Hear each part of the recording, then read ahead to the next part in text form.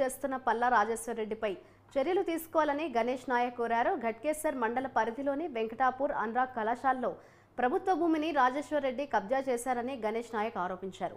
835, 840 survey నెంబర్లలో Neelima hospital, medical college, 5-6 బిల్డింగ్లు buffer జోన్లో భూమిని ఆక్రమించి బిల్డింగ్లు కట్టారని ఆయన అన్నారు. మండల పరిధిలోని వెంకటపురం గ్రామ పంచాయతీ పరిధిలోని అనురాగ్ యూనివర్సిటీ కళాశాల యాజమాన్యం Jangaon MLA BRS party Jangaon MLA Palla Rajeshwar Reddy గారు ప్రభుత్వ భూములను కబ్జా చేసి ఇక్కడ ఎఫ్డిఎల్లో ఉన్నటువంటి భూములలో భవనాలు నిర్మాణం చేపడుతున్నారు. అట్టి విషయం పైన మేము స్థానిక ఎంఆర్ఓ గారికి అదేవిధంగా డిప్యూటీ తహసీల్దార్ సందీప్ గారికి మేము దరఖాస్తు చేసి 6 నెలలు గడవబోతుంది.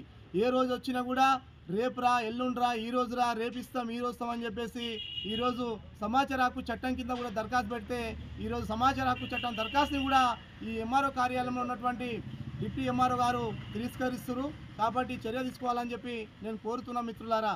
అదేవిధంగా పల్లా రాజేశ్వరరెడ్డి ఎమ్మెల్యే గారు జనగాం ఎమ్మెల్యే గారి విషయానికి వస్తే ఏదైతే సర్వే నెంబర్ 840 నుంచి మొదలు పెడితే 875 వరకు Neelima medical college, Neelima nursing home, Neelima hospital మొత్తం బఫర్ జోన్లో ప్రభుత్వం నుంచి ఎలాంటి అనుమతులు తీసుకోకుండా, ఇన్వోయిస్లు తీసుకోకుండా నిర్మాణం చేపడితే కూడా స్థానిక ఎంఆర్ఓ కానీ, స్థానిక ఆర్ఐ కానీ, స్థానిక డిప్యూటీ తహసీల్దార్ కానీ చూసి చూడనట్టుగా వ్యవహరిస్తున్న విషయాన్ని తెలియజేస్తున్న మిత్రులారా. ఇలా బడబడ భవనాలు కడుతుంటే ఎందుకు చర్య తీసుకోరని చెప్తే ఇక్కడ స్థానిక ఉన్నటువంటి సీనియర్ అసిస్టెంట్ విజయ్ గారు, నువ్వు ఎక్కువ మాట్లాడొద్దు, నువ్వు అడగవలసిన అవసరం లేదు, పల్లా రాజేశ్వరరెడ్డి చెప్పిందే ఈ యొక్క కార్యాలయంలో వేదం అని చెప్పేసి ఇవాళ ఎంఆర్ఓ హోదాని కానీ, ఇవాళ డిప్యూటీ తహసీల్దార్ హోదాని కానీ, ఇవాళ విజయ్ అనే వ్యక్తి ఎంఆర్ఓ లాగా డిప్యూటీ తహసీల్దార్ లాగా వ్యవహరిస్తున్నాడు.